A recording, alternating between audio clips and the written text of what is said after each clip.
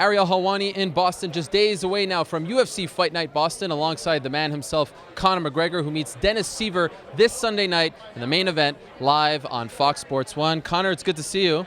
Congratulations on the Reebok deal. You're very much synonymous with that dethroned logo, and now they're no longer a part of you. How do you feel about that? You know, we went to I brought them to the pinnacle. I created that Stay Ready line, the infamous Fighting Irish logo, the New Age Fighting Irish logo. We blew sales out of the water. We're talking 500,000 worth of sales in the space of a 12-month span, and 10 months of those I was out recovering from ACL surgery. So I took that to the next level.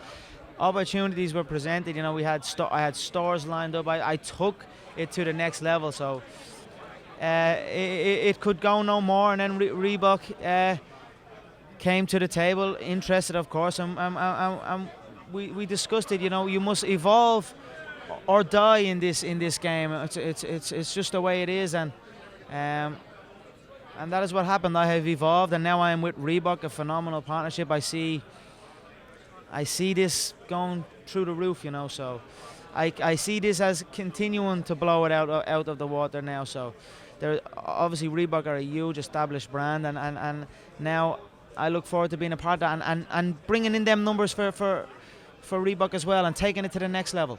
I want to ask you about a stablemate of yours in the Reebok line, Jon Jones. He's going through some tough times, and this might be a cautionary tale for someone like you. When Jon Jones first came to the scene, Dana White said he has to be aware of his surroundings, the leeches, if you will. When you saw what happened to Jon, what did you think? I mean, I feel for the guy. Jon's a good guy. I've met him numerous times. He's a good man. I mean, it's a pity what happened to him, and I hope he gets help for it. You know what I mean? But it is what it is. I cannot put myself in another man's mind frame. That does not involve. That is not, you know, competition. So I'm just focused on myself and on my own journey. I keep my circle small. Nobody gets in, and nobody gets out.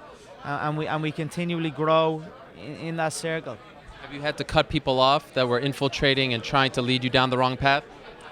It's not about cutting people off. I just do my own thing. That's it. I'm just doing my own thing, like minding my own business. You know what I mean? Just getting on, doing my own thing, and that's it. So the people who are meant to be in your life will be in your life, and the people who are not will not.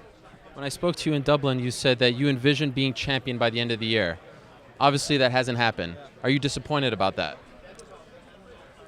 You've been pretty good with predictions. Well, it could have happened, only for the Aldo Mendes fight was too close a fight, and they were both in a bad way after it. So I needed to let them heal. So and then of course you're talking when the stadium presents itself. You're talking a 90,000 seater stadium is present now. So all of a sudden, hold off on that little vision for a couple of months and let it go into summertime, and let's break records in my homeland.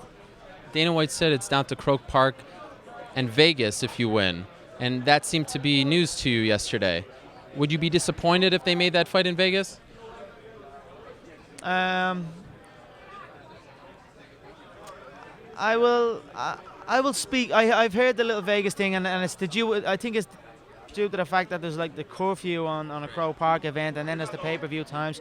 Again, tradition is I enter the contest, I remove a head, I carry it backstage with me, I place it on the table with the family, Lorenzo, Uncle Frank, Dana. We toast a whiskey and we discuss big business. So on Sunday night when I do that and we toast that whiskey, I will discuss big business. I will hear what they have to say on the stadium matter, because I have not spoke to them yet.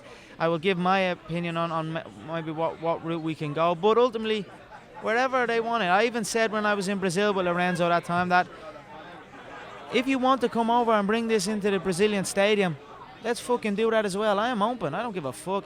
But as long as there's a promise that the Croke Park event will go down at some stage, you know. But I will hear like they are they are business geniuses, you know what I mean? They know what they are doing. So I'm going to go back and hear what they have to say, because I am a little bit behind because we have not spoken in a while. So like I spoke with Lorenzo last night, sent me a nice picture of a big nice bottle of Middleton Rare. So we will go back, we will toast that whiskey, and we will discuss big business. I will catch up, and then I will have a lot more information on Sunday. What do you make of Jose Aldo being here, watching your fight, and perhaps the idea of bringing him into the cage if you win? Yeah, do it, no problem. I would have been in the cage in Rio, only he took an ass whooping, and I couldn't go into the cage. You know, how can I go into the cage when his face is out here and he's... But of course you can bring him into the cage against me, because there won't be a scratch on me. There won't be a mark on my face.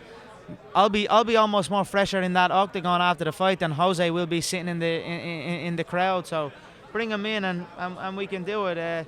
It means nothing that he is here, you know. Really, it's the individual does not matter to me, you know. It's always the same. It's a blank face and a new body type, and it makes no difference. But let's do it. Let's bring him in. Let's go face to face, and let's make this. Let's get this fight done. A lot of people in MMA like to say, "Oh, you're like the second coming of Chael Sonnen." Does that comparison bother you? It doesn't bother me. I'm a big fan of Chael. Chael's a great guy. I always loved Chael. He's a funny man. The way he done it and the way he does it, he's a great man. And another thing, he came to. I mean, he done back-to-back fights, and he came to fight. I think later on in his career, it became more about the check. He didn't. There were situations maybe where he could have fought with his heart a little bit more. And then of course the substance abuse thing, you know. But Chael is a cool guy. I like Chael, but I don't feel I am similar to Chael. I think we are different people. But it is what it is. People make comparisons every day. The other day they were saying Muhammad Ali. Now, a while ago it was the Diaz brothers. I always get compared to people. It's just, this is what people do. But I am me. I am nobody but me. You gloss over the substance abuse thing, but he tested positive for the same thing that Dennis Siver tested positive for, HCG. So you don't want to be in that same discussion, do you? You know, I feel you don't paint everybody with the same brush regarding it, because I didn't know he was caught on the masking age, and I know he was caught on a few things later on. But with the testosterone replacement therapy thing, it was a different situation back then. So I can understand to an extent, you know, you don't paint everybody with the same brush because everyone's situation is different. But with Dennis's situation, he was on the masking agent now. I just didn't feel that that's it right. But the more I don't really care about it, really, to be honest. I don't pay no attention to it. Maybe for a minute I was looking to punish him for it, and looking to retire him, and looking to cut him on the night. But as it draws closer, I don't really care about it, you know. That's his own choice. You cannot. It doesn't protect the chin. It's that simple. It does not protect the chin. We are yet to see a world champion on the stuff, so really take what the fuck you want, because it does nothing, really. It seems like you've softened up towards him. As you say, like, he becomes just a face. He's not a person. You don't have these hard feelings towards him. That's different than most people. Most people, when they get to the fight, they want to kill the guy, right? Take off his head. Is this typical for you?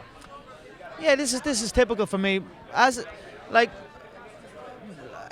the weeks go and as diet changes and as more obligations, more media obligations, your emotions change. You go up and down. We are human.